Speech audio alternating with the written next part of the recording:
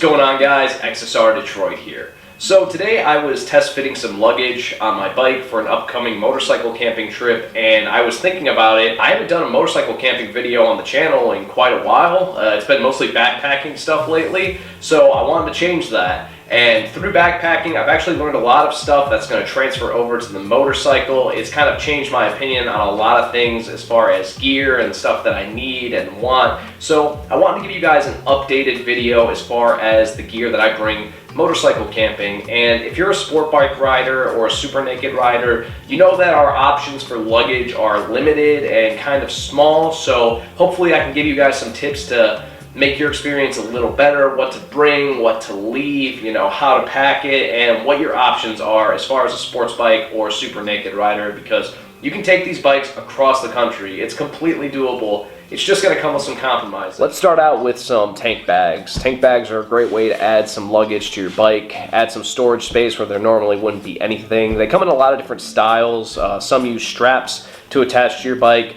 Some like this Geevee have a locking system where you install mounting hardware onto your bike. That way you can like just pop this off and on very easily. I really like this tank bag in general, but yeah, there's lots of different styles, universal styles. Some are made specifically for your bike, and try to see what other people are using, because some tank bags are literally too big for the tank. Like the mounting hardware will line up, but you know, you have to find the right size, so definitely do your research on that. Universal bags you get a little more flexibility with, but definitely look into that. But I use mine for all my motovlogging stuff, electronics in general, batteries, stuff like that. If I'm not shooting for a day, I'll just, you know, throw a water bottle in here, some snacks, and it's nice that it just pops on and off the bike, makes it very simple, and it adds a good amount of space. Some of them, not this one, but some of them have zipper liners that allow you to expand it even further. This has a waterproof cover that goes on it. Some of them have more waterproofing than others. Generally, for motorcycle luggage, make sure it has some degree of waterproofing. Otherwise, it's pretty much useless, because if your gear gets wet, you're kind of screwed. And especially in a bag like this where I keep, you know, cameras and stuff, I don't want the stuff getting wet. So definitely make sure whatever you buy is waterproof. Next up, we've got saddlebags, and there are a lot of different options. The most affordable, easy option is probably going to be universal saddlebags. They come in a lot of different shapes and sizes, and they're supposed to work for most bikes. So how well it's going to work might depend on the bag and your bike, but the idea is you just throw them over the rear seat and strap them to the bike. Not a bad option, but you're going to have to keep an eye on the straps when you're traveling to make sure they're not coming loose. Hopefully they don't end up in your chain or a tire or something like that. It's not a bad option, but not the best either. So what I've got are some Saddlebags 15s from SW Motec. These mount directly onto the bike. So I installed frames onto the tail frame of the bike. So when I pop this in and clip it in, it's good to go. I don't have to worry about strapping the bottom. These don't move on the bike. They lock in, which is really convenient. And it's one thing that these kinds of bags have over the universal bags. So it really depends on the bike that you have. There's semi-rigid bags like this, which are kind of soft, but also have their own shape. You could do like adventure style hard panniers, stuff like that. It really depends on what you need out of the bag. I like these bags because they have a waterproof liner on the inside, and they're a pretty good size. They're not the biggest bags, but you know, still a decent size. They look good on the bike. The only thing I don't like about these is that this mechanism doesn't lock onto the bike, and these bags don't lock. So if somebody sees them on your bike and they kind of know what's up, all they have to do to pull it off is that. They're running off with your bag. So that's not great. So, you know, if you're really worried about leaving your bags on the bike, you might want to consider an option that locks onto the bike, or at least the bags lock, which isn't great, but you know, I guess better than nothing. But I do like these quite a bit. Very convenient and easy to use. The last piece of luggage I use is a tail bag. And my tail bag is just a dry duffel bag. Now, I've seen motorcycle companies come out with bags like these that are specific for motorcycles, that have straps and mounting attachments to them. They have little nozzles to release air, so you can really just get as much crap as you want into this dry bag. This is not a motorcycle dry bag. In fact, I used to use it to line my motorcycle bag. I had a Saddlebags bag, which wasn't waterproof. So now what I do is I've got this, I believe it's a 90-liter bag. I'll put a link in the description for it. And I just use rock straps to strap it to the back of my motorcycle. So this is great because it keeps everything dry. I've never had a problem with it. My gear always stays dry, which is like critically important. And what I put in this bag is all of like my tent, my sleeping bag, stuff that I don't really need to get to when I'm traveling, but when I get to camp, I can just put this bag right on the ground and start, you know, making the camp my home. But let's take a look at some of the gear I got inside of here. If you want to do any kind of camping, you are going to need a tent. Now, I've got my 2-person tent in a compression sack from Frelexy. I don't know, Frelexy. Either way, I'll link it in the description. But yeah, so this is a 2-person tent. The reason I'm saying get a 2-person tent is because I've camped in 1-person tents with motorcycles before, and the frustrating thing with that is you really don't have anywhere to put your gear. You might have the vestibule of the tent, but that's still not a lot of space. So you're either going to have to leave the gear on the bike, which when I started out wasn't really an option, or you're going to have to bring it into your tent, and it's going to get very crowded very quickly. So I recommend you get a 2-person tent. Tents, you know, the tent you have is probably going to work fine. I would check out getting one of these compression sacks, and if you can shove the tent in here, you're going to be good to go. It doesn't take up a ton of space, and like I said, this is a 2-person tent, so I've got plenty of room for myself, or, you know, my fiance, if she's coming with me, or if it's just me and my gear. Either way, it's a really nice thing to have, the space, keep your gear dry, and hopefully safe. Next up is another compression sack item, my sleeping bag. This is my 3-season bag. This is a medium-sized compression sack from Frelexy, and this fits really, really nice. It breaks down really, really nice. And the cool thing about these is you really don't have to worry about rolling your bag up. You can just stuff them in here and then compress it. So it saves a ton of time. When I go backpacking, one of the most time-consuming things for me was just getting my sleeping bag back in its sack that it came with, because it just barely fit. But with this, I can just stuff it in there, good to go, compress it down. Next up, we've got a tarp. I use this as a footprint for my tent, but in general, just having a tarp at camp is nice.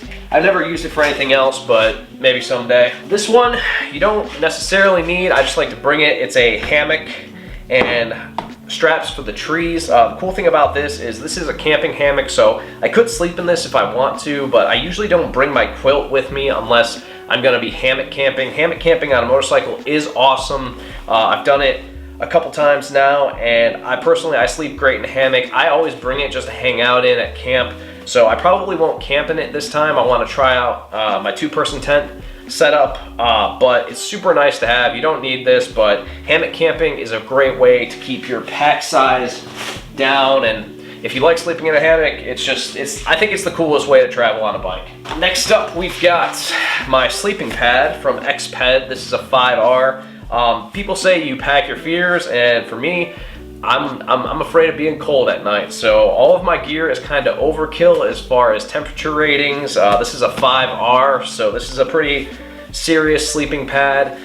Very comfortable, it's wide, it's not a mummy style. I don't really recommend mummy styles. I like my sleeping pads like rectangular, so I can sleep on my side. It's kind of pricey, but it is an awesome sleeping pad. I'm a big fan. I've taken it out a couple of times now, and I have never slept cold when it comes to this pad. So it's more expensive. I think I paid $200 for it, maybe a little bit more, but you get what you pay for when it comes to these sleeping pads for sure, because this is very, very comfortable. Here we have my Motocamping / backpacking chair from Moonlance. I believe I got this from Amazon years ago. It's been a good chair. It's pretty lightweight. It's not the most expensive chair. I only weigh 175 pounds, so these chairs work pretty fine for me.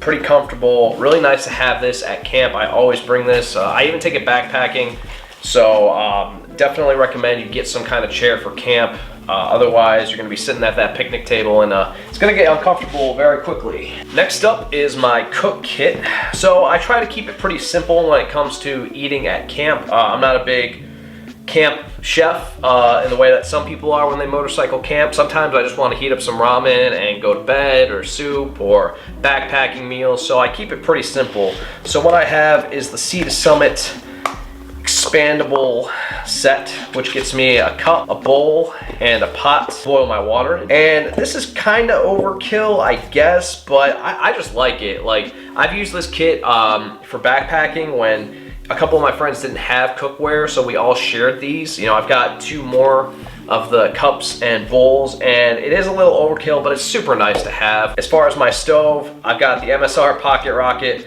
Had it for years. It just works. It works really well. Of course, you got your fuel too. Depending on how long I go, I'll use different fuel canisters. This is a pretty small one. I think this is a 110. So this would be like something I bring to like a 3-day, maybe a 4-day camp. But this all packs down very easy, very convenient. It's nice having a bowl. It's nice having a cup. That breaks down so nicely. If I'm camping with somebody else, I can bring more of this kit without it actually being any bigger than this. So I do appreciate how modular the whole setup is. Next up is my hygiene kit from Snugpak. The kit doesn't come with anything, it's just an empty bag. I'm a little upset with this bag, I'm not gonna lie. One of the zippers broke, so I can only zip it one way. I mean, it does close, but for, you know, Snugpak has a pretty good reputation. I was a little underwhelmed by the bag, but this is where I keep like my toiletries, my contacts, my toothpaste, toothbrush, stuff like that. I keep it in a bag like this just to make everything, you know, easy and organized. And I just toss that in the tent. Next up is my bear bag. This might seem a little ridiculous for motorcycle camping, but the reason I like it is even if I'm not sleeping or camping somewhere in a bear area, I can put all my food in here, and at the end of the night, I'll fill this bag with rocks, chuck it into a tree, and I won't have to worry about not only a bear, but other animals getting into my food. So if you're not camping in bear territory, do you need this? Like, maybe not, but it's just nice knowing that I'm not gonna have to deal with any mice or anything trying to get into my tent or my equipment because they smell food. I can just hang it up in a tree. I do backpack a lot, so just using this bear bag is it's just a good habit to get into. It's fluorescent, it's easy to see. It also makes packing up my food really easy because I know where everything is gonna be.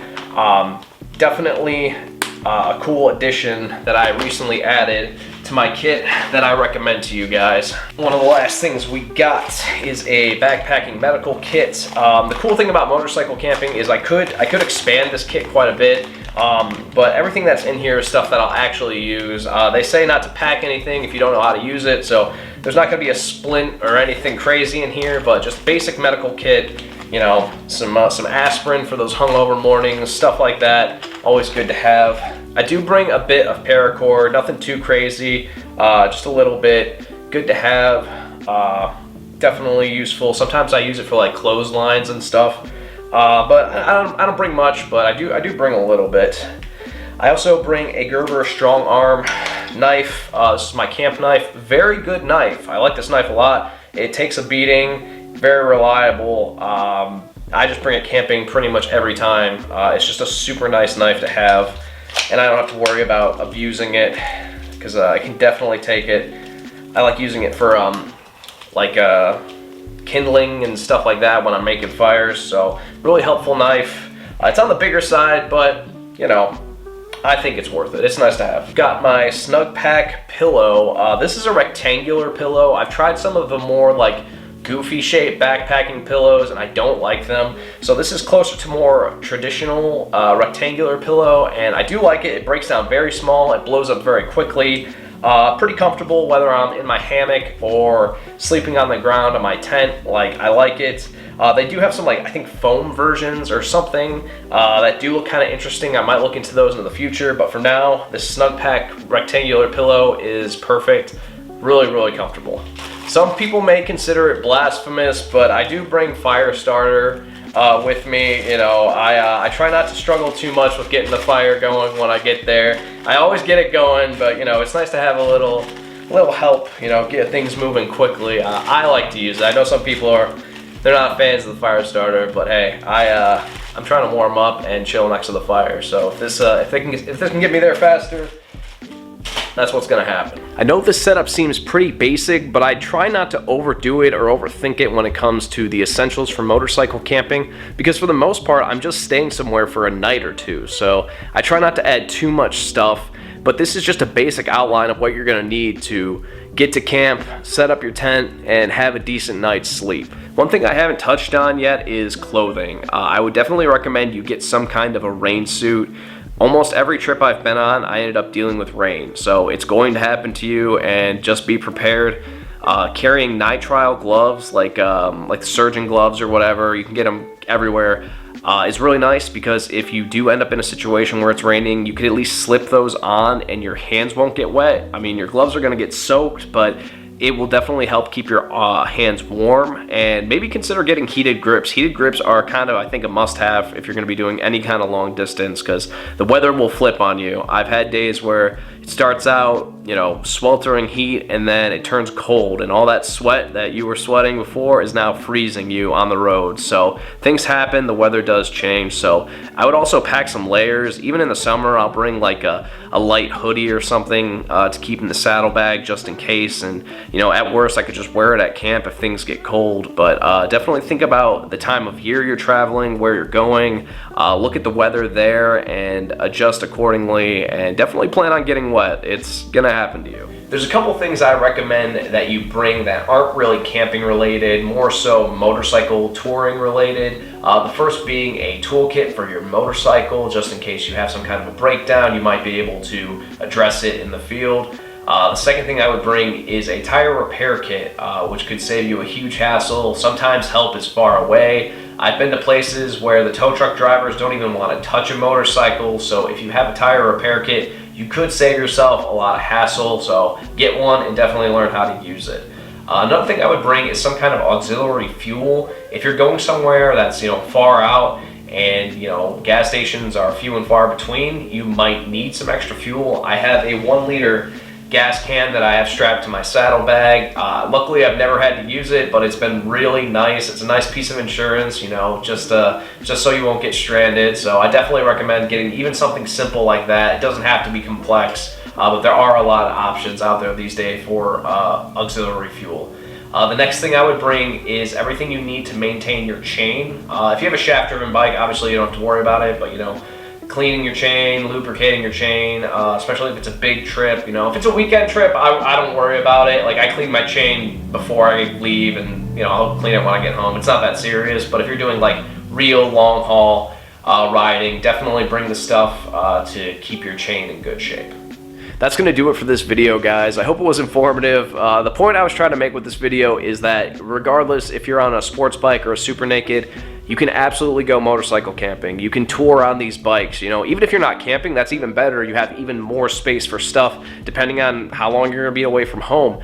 But this is absolutely doable. You just need the right luggage. I would definitely recommend just go for backpacking stuff. It'll help save a lot of space, but a lot of your regular camping gear, like your tent, should work just fine. You know, if you've never done this before, try it out. Just go somewhere that's like a half hour away from your house, maybe an hour, and try it out for a night and see how it goes. Like, that's how I started. I started with a 2-day trip, and then I did a 4-day trip, and then you do more, to get more comfortable, you get more acquainted with your gear, and it starts becoming simple, because I know when I started out with motorcycle camping, it was kind of intimidating, and now that I'm a backpacker too, that absolutely changed the game for me. But yeah, thank you guys for watching as always. If you have any questions or suggestions for touring or motorcycle camping on a super naked or a sports bike, sound off in the comments section.